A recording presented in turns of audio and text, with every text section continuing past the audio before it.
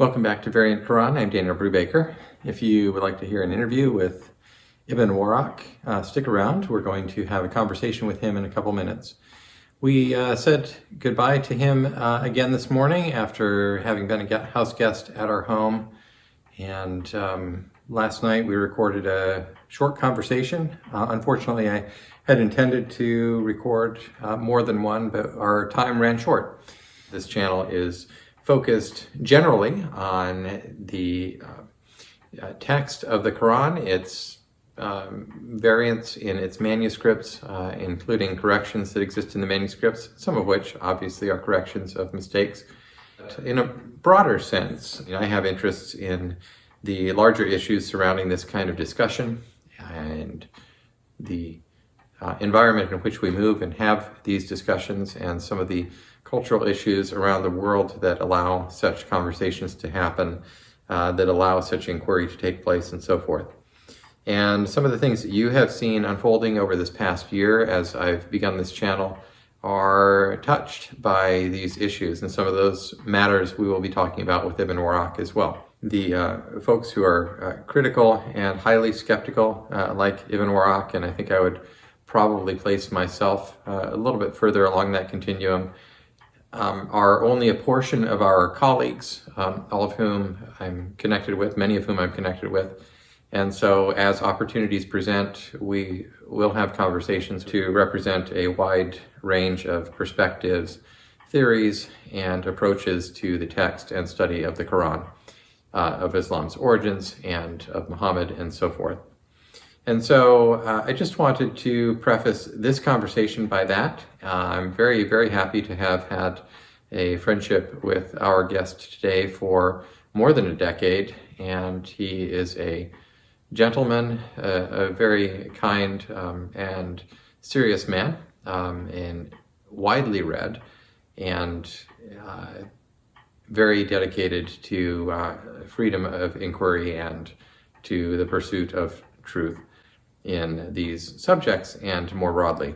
The final thing I will say before we move on to our interview is that you can be on the lookout for more videos coming up in the next week, at least one more video this coming week.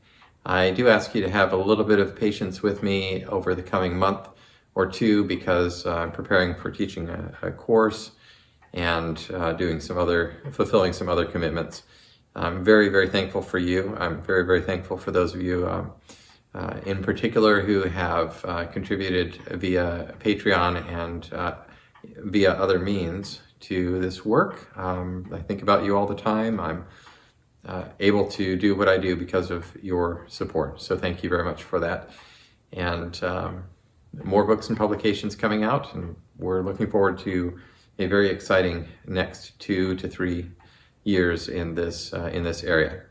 Thank you. And without further ado, we will move on to my interview last night with Ibn Warraq. I'm here with Ibn Warraq. You've been, I've been known each other for a while. Yes, I think you just reminded me this evening that we met just over 10 years ago. No? Something like that. Yeah, we were at a conference together. The first time I met you was at a conference in at Notre Dame. A conference on the Quran. I believe it was 2000. It might have been 2007 or 2008. I don't recall right now, but of course it was exciting to realize. Who else who was speaking? Yeah, then it must have been 2000. Andrew Rippon was there, Gabriel Reynolds, it was 2008. Yeah, probably that was. So yeah. So we've spoken a lot since then, and had occasion to meet in Europe as well as here at the house. So it's great to have you here again. Thank you. I want to take some time just to talk in a general way about your life. First of all, about some of your life and experiences. You've had quite an interesting run of things in your life. You're well known for your having left Islam, because you wrote the book Why I'm Not a Muslim, about your reasons for not being a Muslim. Can you tell our viewers something about your life and your trajectory? Actually, when the Chinese want to put a curse on you, they say, "May you lead an interesting life." So I'm not sure. So leading an interesting life is such a blessing after all. I could have done with a little bit, with that being a little bit less interesting. Anyway, the one thing actually I do not talk about in my book, Why I'm Not a Muslim, is why I'm not a Muslim. I just went through some of the sources of the Quran, of the religion, and cast a very skeptical eye on the whole narrative. I don't talk about my personal life whatsoever in that book. I do try to. Since then, I've tried to speak a little bit more about my own development and so on. I wrote an essay which appeared in the very first issue of the conservative journal Standpoint. My article was called On Becoming English, and there I talk about arriving in England for the first time in 1956 at the age of 9.5 with my brother, and my consequent my further acquiring of very English characteristics, which have remained with me ever since. I also talk a little bit about the way the way I lost my Muslimness,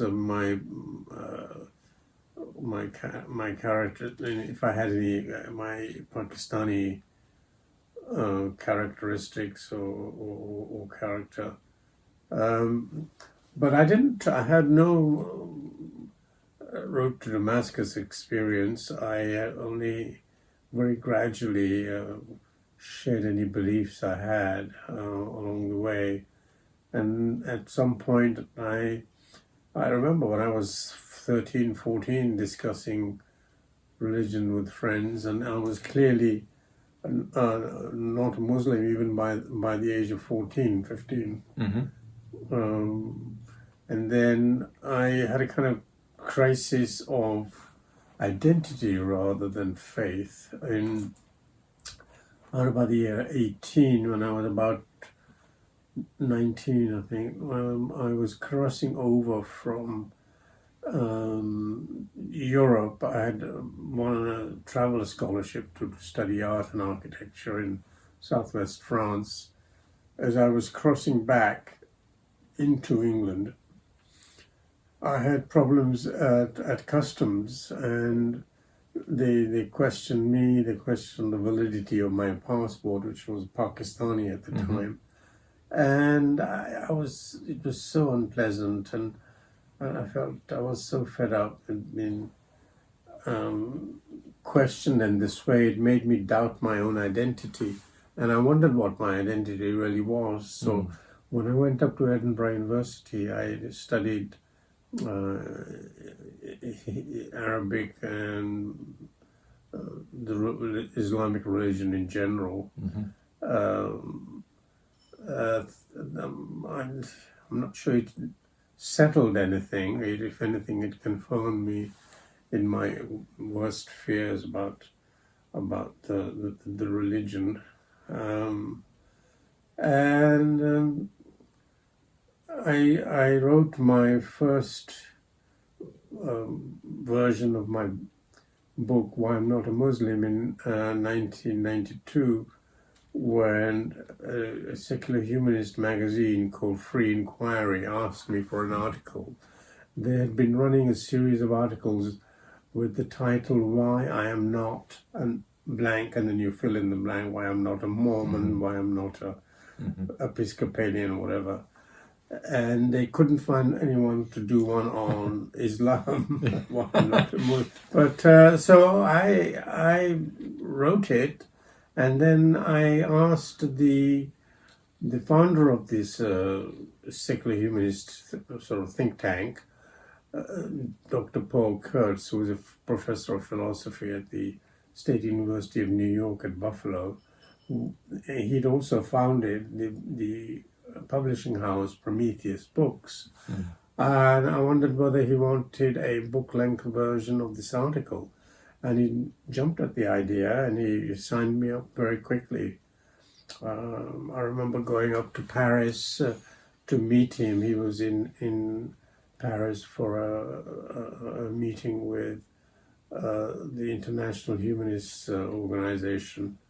And he said, yeah, sure, we'll sign you up, we'll send you a contract. And that's how I wrote my first book, Why I'm Not a Muslim. It finally came out, for rather delayed. It came out in 1995. And then I was teaching at the time, and I was almost 50, I guess, and I announced one evening at dinner to my family that I had written this book. They were rather surprised. They had no idea I was writing a book.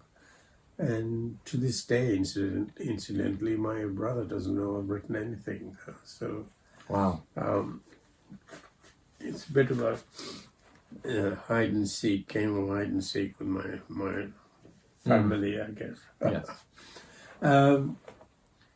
And then I carried on. I edited 2, maybe 3 other books. One on the origins of the Quran, one on the historical Muhammad, and one on the what is it called? What the Quran really says. Yes. We have these books over here, but I'm going to put them up on the screen in the edit of this video, so that, Right. as you mentioned them, yeah. And then I actually, then 9/11 happened. Unfortunately, 2 years later, my wife died in 2003, and I couldn't bear to stay in France, really, and I went to work for Dr. Paul Kurtz in 2004, November 2004, just when the elections were in progress in November 2004. The result being, of course, Obama winning the elections. And then when I was there, I wrote further books on I wrote one on Edward Said. I wrote a couple of others, and then I moved on from the Center for Inquiry.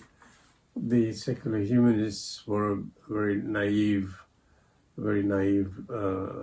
bunch. Really, unlike them, I had been mugged by reality. So I went to work for a think tank in Washington D.C. And there I wrote another book of defending the West. And I've continued ever since writing and researching on Western civilization, on Islam, on the Islamic component in Islamic terrorism, and so on. That's my life in short. Yeah. Well, I mean, it's and it is interesting that you touch on some themes, of course, outside of at one point, maybe it's been a couple of years now, but you did mention to me that you had almost grown, I don't want to put words in your mouth, but you'll know what I'm saying, that you had grown tired almost of the Islam subject a little bit. And does that ring a bell for you? Or? Yes. Okay. Yeah, I was, it's such a joyless religion. It's I mean, I'd much rather be reading English literature, Dickens and Conrad and others. Why waste one time on this ghastly ideology which they call religion, but in a sense I was forced to continue because of world events, really, and people were asking me, urging me to do even more on this line, on these lines, but I'm trying to get away from, still trying to get away from Islam. I think I will perhaps in my retirement, I'm going to be leaving New York, and perhaps I will take that opportunity to explore other things to write, perhaps some fiction, perhaps more general things on Western civilization, perhaps American civilization as well. Thinking of doing a dictionary of American culture, the enormous ignorance of a lot of people about American popular culture, about even in the world of sports, cinema, literature, and so on. I mean, if you don't know who Willie Mays is, you can look it up, look him up in my encyclopedia of American culture. If you don't know where the lines from the movie Casablanca, you can look them up in my book. If you don't know what the Yellow Brick Road is, you can look it up in my book. So that's what I'm hoping to work on, things like that. Okay. I mean, beyond the Islam topic, but also not completely unrelated, you've written a lot on the what, for want of a better term, actually I don't think it's a bad term, was coined the clash of civilizations. Did you ever meet Samuel Huntington? I did. I liked it a lot. Yeah. He was right. And this kind of reflects back a little bit, of course, where we are now with the cancel culture and political correctness and all these things which are felt throughout our culture, but certainly also in my field of Islamic studies, which you and I have shared to a certain extent. But it touches on a very deep issue of two different cultures. Two things I want to just ask you about. Number one, when I hear of Huntington's theory, I've sometimes he's often been criticized for that. But I do see a reflection in that of something that's not original to him, and something that perhaps was first theorized in that way by Muhammad himself, at least as he is historically reported, of the Dar al-Islam and Dar al-Harb. But going back to your first experience when they could not find somebody to write the Why I Am Not a Muslim book, I see in that almost a beginning of, or a reflection of some of the core issues here that you've been fighting with in a much broader sense. If you know what I'm saying, why do you think they couldn't find somebody to write Why I'm Not a Muslim when they were easily able to find somebody to write those other books? Well, the kind of people who were attracted to the secular humanists tended to be non-Muslims mainly. The Muslims would never consider at that stage. There were not many who would actually question their faith. They would consider it not only on an intellectual level, find it impossible, but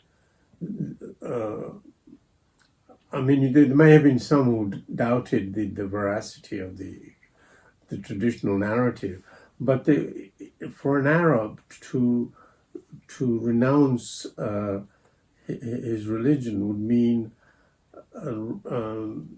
renouncing his culture, which he could not do in public. Yeah. Whether it's the culture, the history was true or not, it's bound together. Right. Yeah. They couldn't separate the two, and it was a culture of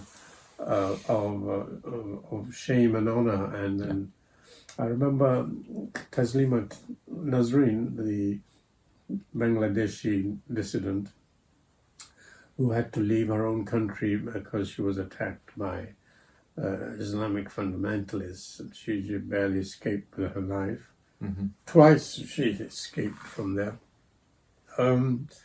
She said to me, she was giving a lecture on why she rejected Islam and so on. And after the lecture, an Arab came up to her and said, "Look, what you were saying about Islam is correct, but don't you ever criticize Islam in public again." Mm-hmm. And he threatened her. Yeah, it's airing the dirty laundry, so to speak. Yeah, exactly. That was just not possible. Yeah. Which is really a point of difference between what we call Western culture and perhaps Eastern. Yes, it is. And it's not unique to Islam necessarily. Right. Right. Sorry. It's not unique entirely to Islam, because other Eastern cultures have this sense of the honor and shame dynamic versus the perhaps the truth versus falsehood way of viewing the world. I don't know. It's such a strong sense of shame and honor. I suppose traditional Japanese culture had that notion, yes. Not necessarily with respect to religious belief, but in a larger sense of there are certain things that you would keep to yourself, particularly protecting your family. Japanese culture certainly, and in India and other places, not necessarily only among Muslims in India, but among Indians in general. Perhaps other parts of Asia and perhaps other parts of the world, but that's maybe a little bit afield from our topic. You and I come from, at least, actually I don't know entirely where your trajectory has led you. I know it, but you are well known as being an atheist or a secular humanist. Would you call yourself a secular humanist, or? No, I think of myself really as a agnostic, certainly secularist, but a secular humanist puts me with a group of people who I'm not in agreement with. They're incredibly naive, and they focus entirely on Christianity. And now occasionally I see Christianity is a good bulwark against the encroachment of Islam, and so I'm not happy with the. I left their circle of ideas quite a while back, and so I'm sort of still a kind of free thinker in the real sense of the word. I'm not attached to any particular ideology, certainly. But for somebody who's essentially a secularist, what becomes really important is truth. Truth is not in fashion these days, in these postmodern days. It seems to be true. You can't even make a statement like that and have it be uncontested without asserting that there is truth to that statement, right? Yeah. So I what fascinates me is I still wonder what really happened. Again, it's not a subject even historians care much about these days. I should like to really know what happened at the so-called birth of Islam, or birth of Christianity, for that matter, or Judaism. The so-called Abrahamic religions that we were talking about. Yes. Well, we were talking even a little bit earlier today about the different premises that some of our colleagues take, and by the way, of course, you and I are both friends with people who have take a wide variety of approaches, including believing Muslims and other people who have, and others in academia who just have different starting points, and there's nothing necessarily wrong with that, but it is really important, I think, to, as we were discussing, to understand that the premises that you accept without question or without too much questioning really do affect where you go from there and how your entire way of looking at the subject or the world takes shape. And I think that's very true. And so you've taken a more skeptical approach, as I to a certain extent. And of course, what we just talked about, obviously I'm a believing Christian and so forth, so there are some things that, and yet in these things we share actually a lot in this world, particularly in the questions about free inquiry and the importance of that, because without free inquiry, without free speech and freedom to think, you just don't have, you don't have even the ability to think if you don't have exactly the room to move in that way. Right. I wanted to just wind up by asking you a little bit, it's related in some ways, but we were also talking about your trajectory from having been in your younger years, very much probably on the left, at least the American political spectrum. And you wrote the book, Why the West is Best and so forth, and a lot of people on the left today, at least the way that it is manifested in 2021, would take issue with the claim that the West is the best. And behind that, obviously, is a way of viewing the world.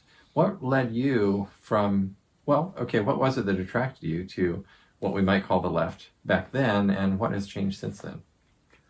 There's a famous quote, I can never remember who said it, some famous European diplomat like Talleyrand, Metternich, or I don't know who it was, Bismarck, who said that to be not on the left when you're young shows you're heartless, and to be on the left when you're a mature adult shows you're mindless. Yeah.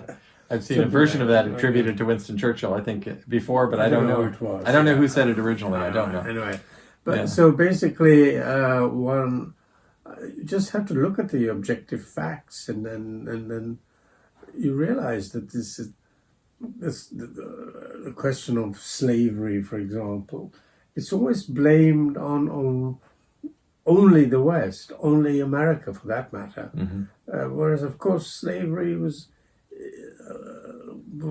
present in every single culture, and the Arabs added this dimension of castration, which is not there in the Western slavery, and far more, of course, perhaps as many as 1 million castrated Africans died because there was no anesthetics applied, and that continued until very recently, even. Perhaps in some places still does. Yes, poor slaves were brutally mutilated without any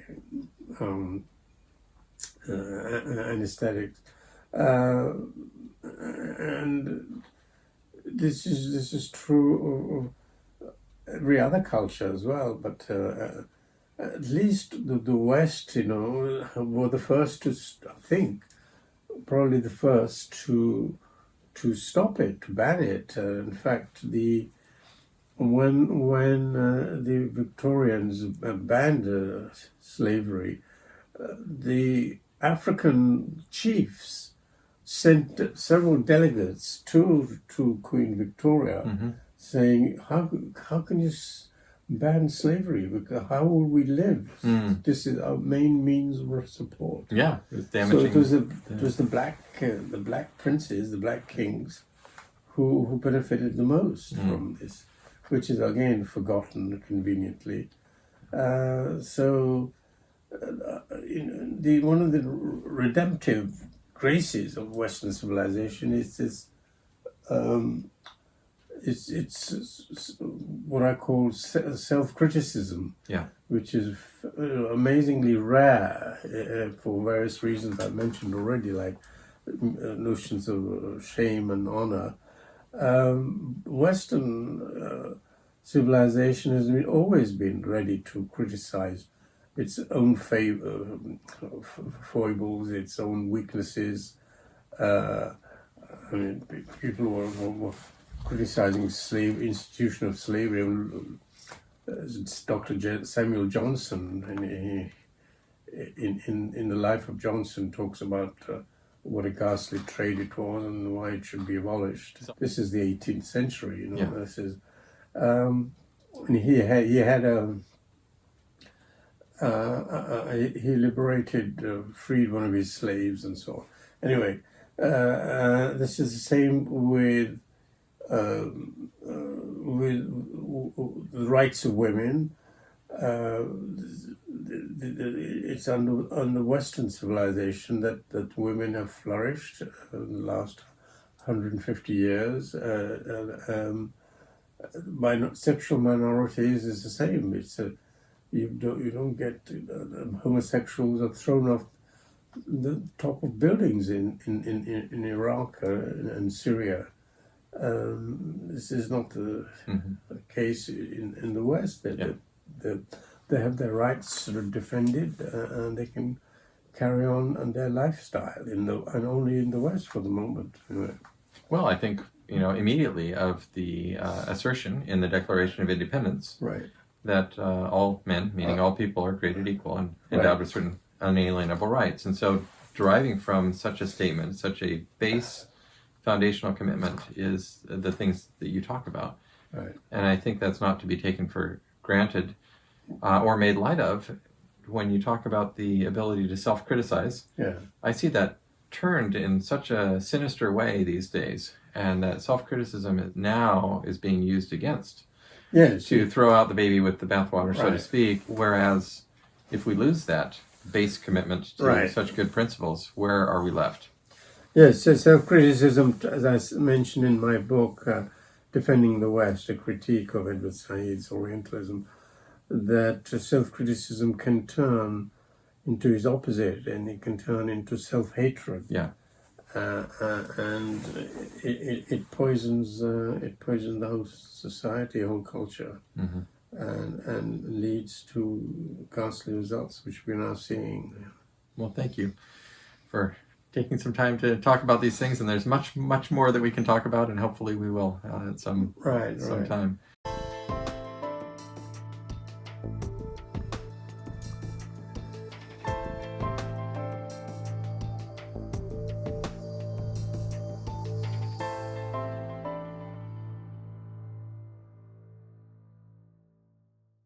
Yeah, half an hour on that. That's Okay. good.